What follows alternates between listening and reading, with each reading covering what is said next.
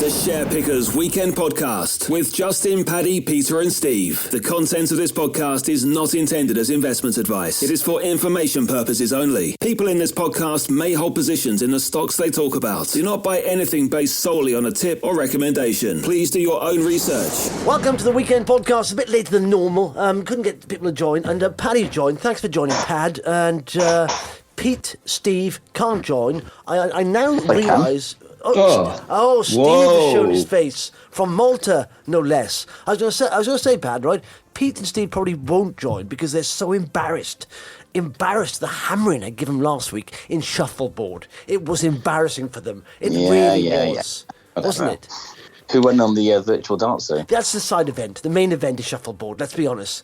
It's like watching the boxing. When you see the main card come up, you're waiting through. So when's the main event start? But they put all these undercards on. You're not looking for that. You're waiting. It requires a very loose wrister, doesn't it? So I can imagine you'd be good at wrist action. Yes, I've got the Waite. It's what I love sometimes when they literally so many times Pete and Steve messed up by knocking theirs off, trying to knock my what do they call pucks? They call that.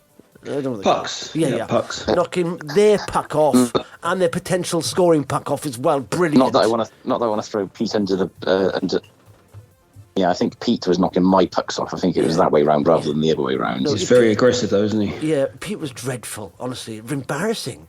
Pete's quite a fit-looking guy, isn't he? He cycles a lot. You'd think he'd have it, but he literally was. Sometimes I'd laugh my head off. It was so embarrassing. I don't know what it was with him. I don't know if it was, but and we swapped teams then. It was Megan and Pete and Steve versus me and Megan. It's nice having a partner you can kiss, and grab and grope after a good point score. I did the same when I swapped to play with Steve. But then we swapped him to me, and even then, who came onto my team? Pete came onto my team. And Peter was worst. He was the worst of all. That's why he's not on this podcast. He's embarrassed. But even I won with Pete. So it shows. You were at the BomBattlebar, right? Yeah, BomBattlebar. Should say that. XP Factory is the of course the parent company. It owns escape rooms, and it was a busy game, wasn't it, Steve? Every time we cleared off the game, another game fills. Someone come in, and literally back to back. As soon as you leave one game, someone jumps in on the next game, and that was early Saturday afternoon. So it's looking good. And it is one of those things I do genuinely think now, as we go through generations, the kids' generations want more. It's like on TikTok, they want almost entertaining every 3 seconds. They've got, attention span of a gnat, haven't they? And literally, they need entertaining all the time. And I think we are going to a generation now where you need entertaining, pretty much. It's okay to sit down at a bar now and again, but you do get the stage where if you go out for an event, you want to do something. And those are perfect. I genuinely think it's going to be here for a generation, and they're going to get better and better and better, these sort of competitive socialising areas. So there's plenty in the market, I know, but that just shows how buoyant the market is and how much demand for it is. But, a good weekend. I drank way too much. Apparently in the Friday. Way too much. Yeah, I don't know what I was doing in the Friday. I had cider, then it went on to Prosecco. I think that combo there is a bit deadly. A lot of bubbles. Anyway, Pat, you were at rugby, weren't you? And we heard that all protesters got on the pitch, didn't they? Yeah, it was weird. Well, I don't know. I didn't realize much all was used at the rugby. To be honest. Oh no! I completely agree with what they're trying to do, but I do wonder whether they are taking everyone along for the ride with their way of trying to publicise it. Yeah. I wonder whether perhaps they're turning more people off than on. Did you hear that one of them was on the News Agents podcast this week, and she was very, very. I guess if you're protesting, if you put your life and soul into this, then you're going to be. But she was very proud of what they'd achieved, and I'm not sure they've achieved a huge amount. But someone did say so. I don't know if it's true. I don't know who it was said this, and it's just stuck in my mind. Said the protests, literally, unless you disrupt, you don't really get any action on it. I mean, it's okay sending polite emails and leafleting people, but generally, people tend to ignore it, and it's only when you disrupt on a high level people tend to pay attention. And whether you hate it or like it, you have to create attention for the issue, and it will inconvenience people. And they say their argument is, okay, so we're stopping you getting to work. Okay, there will be no humanity around in 20-40 years time. That's what they're saying. So there's a bigger priority. Yeah, no, I understand that, but I don't understand why are they not protesting outside Shell's offices? Why are they not like do these things against the oil companies? And against the government who are allowing the oil companies to get the oil, like protest, like stopping a rugby match doesn't. Yeah. I don't know whether that makes a huge amount of sense, but Well, we're talking about it. So if they're at Shell all the time, would it create that kind of, that coverage? They need. I think the general public would be fully on board with them spraying Shell's offices with orange paint. I don't think many people would have any issues with that whatsoever. Yeah. Do it every day. Yeah. I was going to say, Steve, you may want to plug your thing. Steve is in Malta. He's got a cracking gig. He's got a gig for a month. He's in Malta, and he's filming this live stream sort of Big Brother style reality TV show with gamers. Oh, really?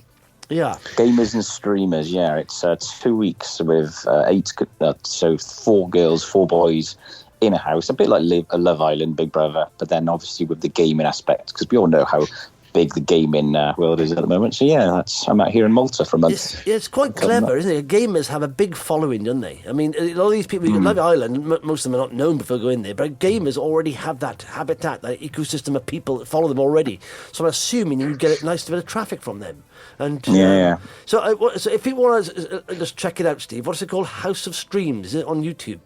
Yeah, so just Google House of Streams or go on YouTube. And I think, they do it on Twitch as well, but I think YouTube will be the bigger channel for the more commercial market. And then obviously the gamers will probably be on Twitch. Yeah, so check that out. It's a good gig for a month, Steve, isn't it? In the summer. Are they playing games while they're in there, Steve? Yeah, it's split up into the day. So part of the day will be obviously just more natural reality kind of stuff, as you see, like in Love Island, Big Brother. Then there'll be parts where they're playing games against each other and interacting with viewers and stuff like that. So yeah. Well, Steve just said he managed to get through customs with 13 bags weighing 200 kilograms. I thought that's nothing. You've not been in our family on holidays. That's nothing, Steve. That's a regular occurrence. Honestly, every car we have, we jam pack it. We can't. No matter how the size of the car, it's always jammed. We're always forcing stuff, almost forcing our house into the car. Even if we go to Centre Park, it doesn't work. We can't put our house in the car. It doesn't work. Physically, it doesn't work. We seem to have no space whatsoever. Doesn't matter where we go, for how long it is. The car is literally. It stresses me out. Pack in the car, just forcing stuff in. This was a difference. It's what was funny on the Malta ends, because we had these flight cases with like 30 grand cameras in them, and we got off the plane and walked into the airport, and they were just literally sat in the terminal. Oh mate, it's terrifying, isn't it? Every time. Oh my. Yeah. What done this loads of times. What yeah, because they're oversized bags in like flight cases, so they don't go in the carousel. Yeah. So they literally just pull them through some doors and just leave them literally in the middle of the airport. You're like, nice, what the? Yeah, your 30 grand camera's just like left there. Right, a field day, wouldn't it? Or you try and get through customs to get your passport stamp because God, the local thief, they would have a field day, wouldn't he? Unpacked that, took that home, just unpacked all that. Whoa, all right, I've lucked out here. That'll be a deal. Talking about a deal, guys. Polarean. Oh, yeah. That was good. That is what is needed, Now, I'll explain the deal, but did you see earlier in the day, there was an RNS you probably would have not noticed, right? Slipped by earlier in the day. It was an extension of warrants. Now, warrants are the right or the option to subscribe for some shares at a certain price, So they're a good deal normally for employees and stuff. Now, the board approved an extension of the expiry date of 852,822 warrants over the ordinary shares of the company. Now, these warrants were held by Mr. Kenneth West, the chairman, right? And they've extended them from the 31st of July, 2023, to the 31st of July, from the current expiry date of the 2nd of June. So they were expired yesterday, right? But they extended them by, 2 months? That's all. Hang on, these warrants have been around for 10 years. They haven't been excised, so sitting there, he hasn't bought the shares. I thought, why have they extended them by just 2 months? They've been around for 10 years. And I did say this in Discord. Is something going to happen? Because, if they expire, you can't exercise them. So they extended them by 2 months. That was a very odd thing, wasn't it? They've been around for 10 years. And yet, what's an extra 2 months going to do? What's that going to achieve? Anyway, later in the day, Polarean collaboration with Philips on ISM RM 2023. And Philips is one of the biggest MRI manufacturers and scanners. And this is the way forward. It's okay Polarean going to one hospital here, one hospital there. That's not the way forward. The way forward, a platform like Philips or like GE or something like that, getting your tech into their systems, their new MRI scanners. That's the way forward. That's the way you get around the world very quickly on several different layers. And so this to me is the first of many. It's non-exclusive, just collaborations. It's So that means they can work with other MRI manufacturers. But I think if you just look at Philips, for example, massive company, and they won the sort of number one med tech company in Boston Consulting, the most top 50 most innovative companies. They won the number one, and also another thing, 8th year in a row. In 2020, the 8th year in a row, Derwent is a top 100 global innovators report, identifies the world's most innovative organisations, and Philips won it 8 years in a row. Now that says something to me. In this space, Philips are like a big innovator, so they lead. And they've already started now with Polarian's tech. To me, this validates. For a long time, we've sort of known how good Polarian's tech is. We said, all the universities on the world of peer-reviewed papers are writing, over 100 peer-reviewed papers. Oxford University, Cincinnati Children's Hospital, these are leaders, key opinion leaders, are adopting Polarian's tech. But you need, the validation of a big manufacturer, MRI manufacturer. That's what's going to get them out there. They've now got that. That is a big deal. So I like this. I think for a long time, I got out of Polarian because it didn't get through FDA first time and jumped the bounce. But this is getting me very interested in Polarian shares again. I think now, but the game is back on track. The game is on here, Polarian. It's very exciting. Do you reckon they just buy them at some stage? Yeah, well, they could do, couldn't they? Because it makes... What's the market cap now? I mean, it must be small change for a company. 60 million, something like that, exactly. And they're worth, 6 billion, something like that. So, they could just buy them. But the thing is, Polarian may not want that. I mean, it's a very good offer, because like I said, this is non-exclusive. So Polarian can go with all the Siemens, GE, they can go with all those, And then one of them may want to buy them. But what's the better deal here? If Philips buy them, then it can't be any other manufacturer, I assume. I don't know. But I mean, if I was GE now, I'd be going, well, should we just go and buy them? And then we've got that thing exclusively. But again, the upside is huge because if you are a GE, right? I mean, if you just do a search on imaging, Polarean Imaging, and all that, you'll see it comes up Philips and GE now and Siemens are behind the curve a bit. They haven't got the best tech. Philips has made the first, and let's be honest, it hasn't been long. What do you think? For shareholders, it's been long because there are a couple of problems. But if you look at it, it hasn't been long since they are now got their kit in their new system. It's like that's quite quick, isn't it, from FDA approval on that? Because it takes a long time to do that. So that's quite quick. So I'm assuming if I'm the head of GE now, and Siemens were top three there. Hang on, Philips have got a stride in this here, haven't they? You've got to innovate in this space, haven't you? If that's the best tech, and you want to find the best results, and you want to look into people's lungs properly, you've got to have the best tech. Now, just installing these things for these companies is not a big deal. It doesn't cost them. It's worth it because it's a value add to their machines. It makes the machines the best in the world. So I like the space they're in now. It's literally having. If you're going back to the selling your house analogy, it's literally having now. You got one buyer already made a bid, and there's two standing next to them. Well, you've got to make a bid. They really want the house. They've got to make a bid. So I think now this is a good move forward.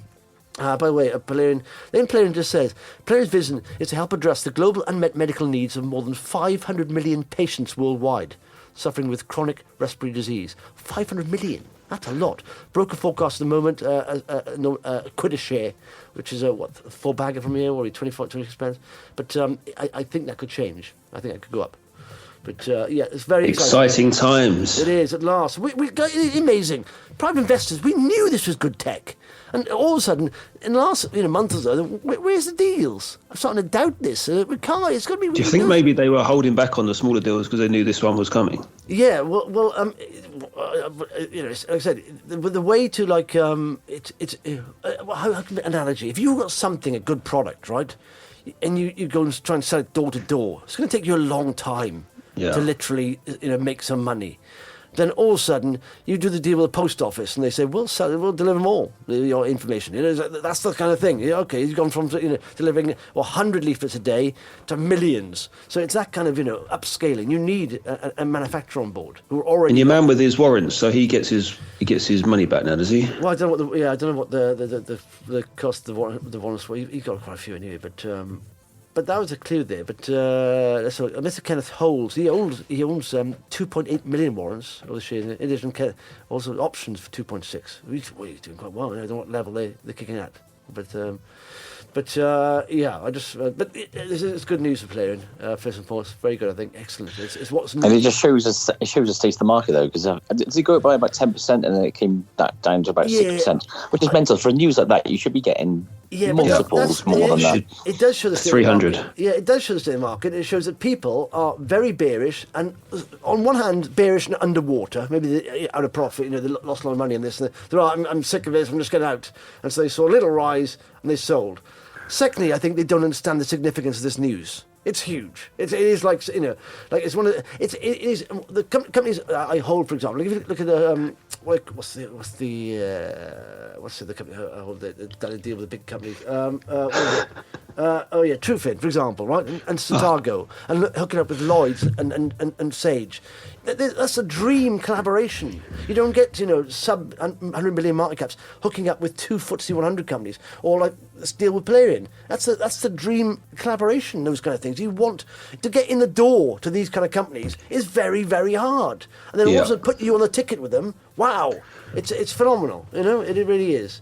It's like one of the best if you're at the local, if you're a young football player playing away, and someone like I don't know, Messi comes to see you and says, "Oh, that kid, he's brilliant. Pick him, put him on our team, the juniors in our team." It's one of those kind of things. It's like one lifetime. But also, if you're a Philips customer already, and this is already set up and ready to go, it just makes it easy. It's just a little bolt-on, isn't it? It's just a little easy thing to add in. Yeah. Oh yeah, well, it is value add. It's like it's like getting a brand new car and. Having an OK engine or having the best top-of-the-range engine. If you're a smart-looking, nice car, you want a good engine with it. It makes their machines the best, the most advanced. And, everyone wants that. In the world of medical technology, you've got to be the best. You can't be, we're average. You might as well give it a go, eh? Yeah. Anyway, do you see the markets, though, right? The US markets are rallying. And I'll give an example. All-time high for Nasdaq, right, was a year ago or something, 16,028. It's now at 13,240. It's not far off its high, and yet interest rates at 5%, and the cost of living is at 40-year high. Does this make sense? I'm not convinced by this. Now, a lot of this Nasdaq rally is AI-driven. All these big companies want AI, and the bubble and the expectation of what AI will do. It does, it can change. Of course, it'll change many industries, but it's reminding me a little bit in the moment. In those bigger spaces of the dot-com boom of 1999. Great. And we know what happened to that bubble, Wow, let's just ride it, shall we?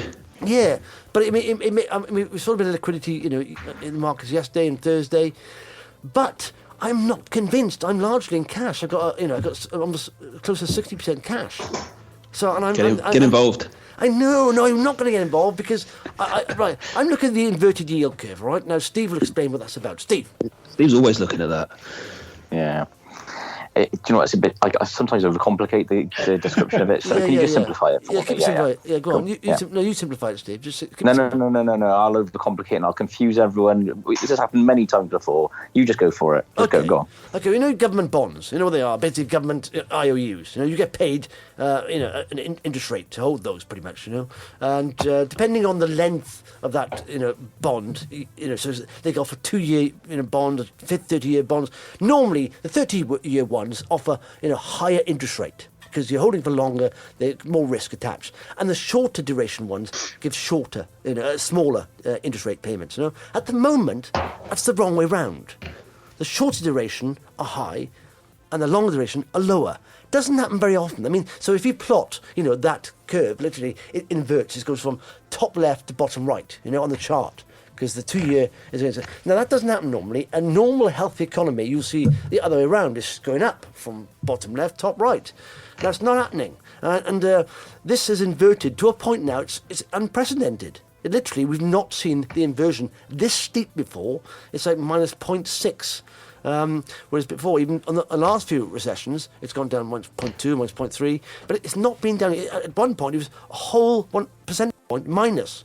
And that's never sort of happened. And why is this happening? And if you look back at it, right, it is predicted, the inversion of the yield curve has predicted every recession since 1955. Only one false signal during that time.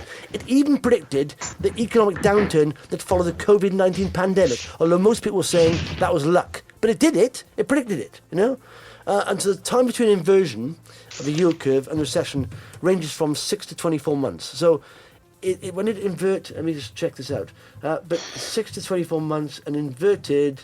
Let's look in July 2022.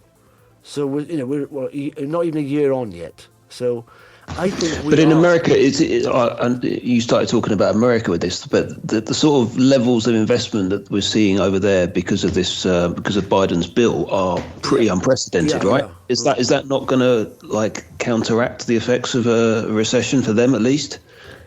I don't know. It's also a bit skewed because job creation over there is through the roof. Investments, all the things that should stop a recession are going in the right direction. Yeah, but we said employment's quite good, but again, that's what's going to bring it down, because I just genuinely think it costs this high. Maybe, and also, listen, central banks affect the short-term, bonds because they set interest rates and all that stuff. So it does affect that. So it may be one of those false signals. But it's a massive, signal showing. It's bigger than any other signal previously. And I think, what's going on here? And also, we've got this debt ceiling going through. People say this is very good. So markets have rallied on the debt ceiling thing because essentially the Fed were going to be in default. They couldn't pay their bills, essentially. So they've had to the Parliament and the government have agreed to raise the debt ceiling. Now, what happens there, right, is that they will need to issue more debt. So this is a bit worrying as well, because the debt ceiling goes up, they have to issue more bonds. So the Treasury expect to sort of basically issue lots of bonds, sucking a lot of billions of dollars of cash from the market, essentially. So we may have a little rally here. And if you look at previous sort of, dips in the markets, there have been sort of precursors, been a rally pretty much, and then it falls off. The UK and US are poised to fall into recession. That's been written by sort of, in fact, look at that. In fact, what I'm going to do, boys, right? This is a half an hour short podcast. We've got things to do, lots of things to do. Pick one headline you want me to follow up on, right? Steve and Pad, right? So I'll go through them. I've got 1, 2, 3, 4, 5, 6, 7, 8, 9 headlines. Pick one each, all right? Number 7. Let's see what number 7 is. That's a good way to do it, Steve. That's a new format. 1, 2, 3, 4, 5, 6, 7. Okay, almost 800 deals are pulled as concerns mount over interest rates. That is about. Did you see that? Yeah. Did you read that about mortgage deals? I'm always astounded by how many mortgage deals there are out there. I thought how many types of mortgages? I thought, what? How many mortgages can you get? 2 or 3? But literally. This hasn't happened. It's an echo of the crisis that followed Liz Truss and Kwarteng's mini budget. But UK banks and building societies have pulled almost 800 residential buy-to-let mortgages in the past. These are buy-to-let deals, and they're saying buy-to-let landlords, and I know a bit about this, are selling their properties because it's no longer viable. In the echo of the crisis engulfed Liz Truss, they said, 7% in a week. Residential mortgage deals have fallen by almost 7% in a week, according to figures. That's in a week. That's crazy. So there's something going on, isn't there? Economically, Britain is current of worry here. Britain is not heading in a good direction, is it? No. Inflation's not coming down as quick as they were hoping. Stuff like this doesn't suggest that we're heading in the right direction anytime soon. We have the highest inflation in the G7. And it's literally now it's silly high compared to everyone else. But look at this. Have a guess how many residential mortgage deals are out there. 12,000. Steve, higher. Higher? 50,000. No, lower. Sorry, I'm in the wrong way. Lower than 12,000. Right. 7,000. It's not hard. If I'm seeing game shows and getting that wrong, is like going the wrong way. It's not hard, is it? So, what are you saying, Steve? 7,000. Bit lower. 5,000. 5,385 mortgages, residential mortgages, are on offer on the 22nd of May, and that went down to 5,012 on Tuesday morning, a reduction of 373 products in a day. So that's a little bit worrying. But hang on, is it worrying? Like, is that? Is this not one of these things where you write a natty headline that actually doesn't really does it make a difference to anyone if there's 5,000 as opposed to 5,300? Well, those ones tend to be the ones that are easier to get for people, that are they're not stringent. So, and they're pulling I suppose so, but it does reduce sort of liquidity in the housing market. Less sales will go through. I mean, the housing market it's not just a housing market; it stimulates a lot of other economies. I mean, building trade, DIY, all this. So brick building, brick making, timber, all that. So it stimulates a lot of the economies. So if this goes down, I just sometimes think with these, sometimes we can talk ourselves into these things being a problem. Like if there's a few less buy to let mortgages out there, that doesn't. Also residential affect most people. This is also residential mortgages. That was down also part of those. So people can't even buy houses if they're a property ladder. We're all homeowners, aren't we? We're all grown homeowners. Are you a homeowner, Pad? Yeah. Yeah, and Steve's a homeowner. Okay, Pad, 1 to 9. That was number 7. This is a good idea, Steve, because if I just read the headlines, I knew which one Paddy would have gone for, but I'll read that headline after he's picked. So he's gone for 7 out of 1 to 9. Pad, go for 1. 1. Number 1. Okay. Yeah. Elon Musk is accused of insider trading in Dogecoin lawsuit. To me, that was pretty obvious.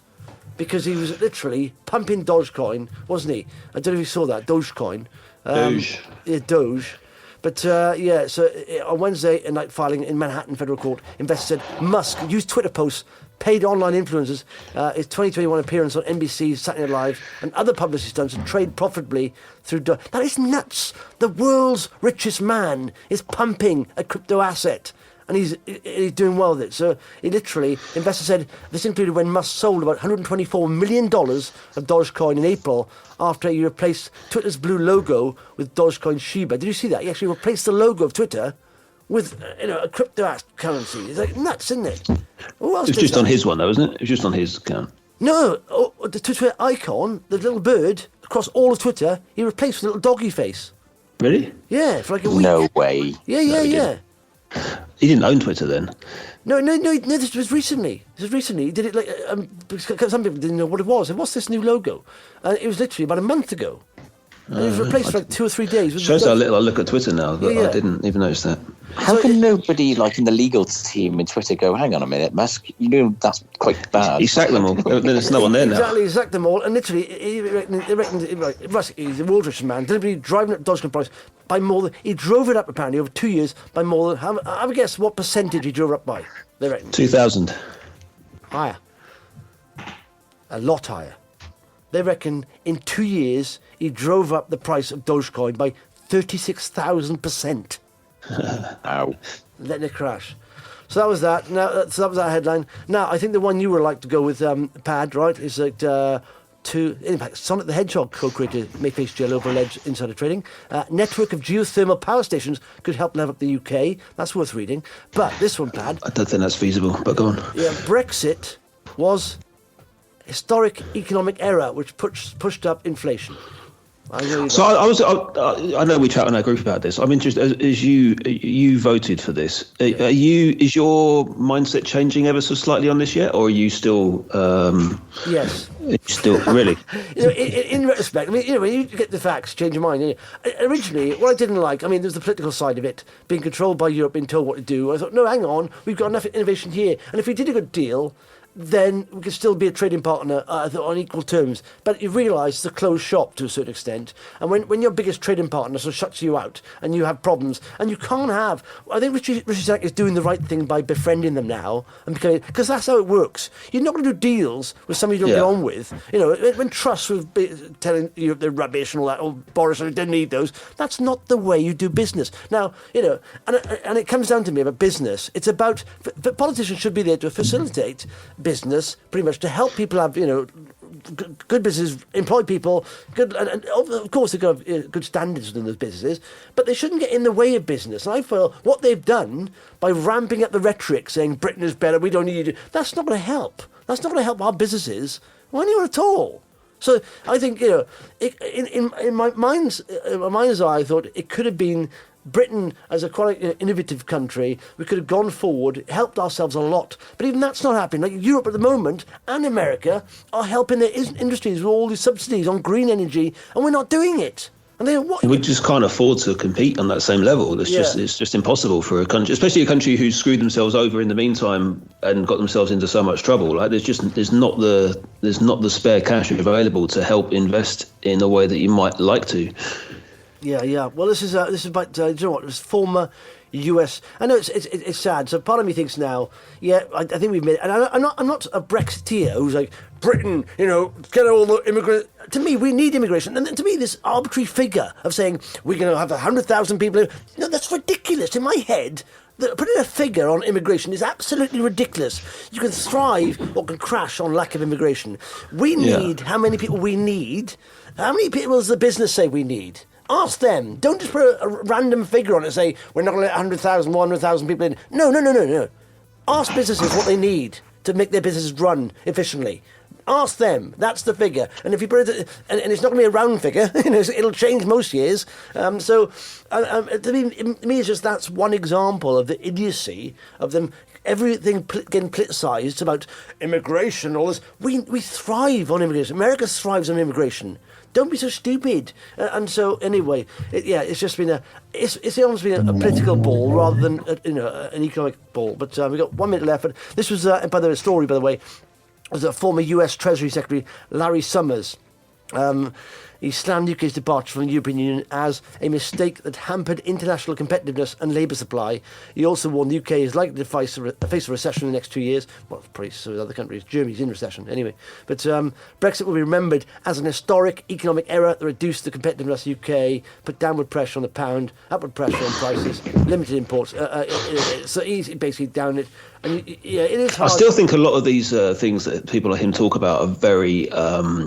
they're not real to most people. Like you list off those things, and it just sounds like words to the vast majority of the population. I think until a politician and hopefully someone from Labour at some stage is able to articulate all of that in far more easy to understand terms, we're not going to turn the tide of a lot of people. People are sick to death of hearing about this. It needs to be someone who is able to put all this together into simple to understand terms and say, look, we are poorer now than we used to be. And the countries like Poland are now doing dramatically better than the UK, and that's a dramatic turn. Yeah, again, figures can also be manipulated, like coming from a smaller base maybe. I don't know how it works with that. But I thought, was it Chris Patton on BBC Question Time? Yeah. He did a very good. It's worth looking at that. Just saying, and he put it in sort of round figures, saying, we are now paying more for prices than anyone else. If we're paying more, our productivity is lower. Literally, the lowest 20% of people are poorer than the lowest 20% in Poland, or whatever that. And so, yes, you think, okay, this is having a lasting effect, and it may take a while to get out of it. But I think we need more collaborative deals with, of course, Europe and the rest of the world. And at the time, it was used as a political thing. We're Britain, and it was voted on because there's two reasons why. Corbyn was there, people didn't want to vote for anyway, but also it was championed a lot of people went from Labour to just vote on that policy of immigration. That's not the point. I mean, it was politicised a lot. I was thinking, what about the economic benefits? That's what it should be looked at, and they lied about that to a certain extent. Anyway. Okay. Anyway, that's it. That's half an hour. Good half an hour, lads. Well done. All right. Have a nice time, Steve. House of Streams, check that out. And it's a nice little gig there. Who's presenting that, Steve? Is it a lady from Sky or something? Yeah, Nicole Holiday. Holiday, that's her name. That's nice, isn't it? And she's in Malta. That's all right. Cool stuff. Yeah. All right, boys. Speak to you next week. Yeah? All right. See you later. Bye-bye. The Share Pickers Weekend Podcast with Justin, Paddy, Peter and Steve. The content of this podcast is not intended as investment advice. It is for information purposes only. People in this podcast may hold positions in the stocks they talk about. Do not buy anything based solely on a tip or recommendation. Please do your own research.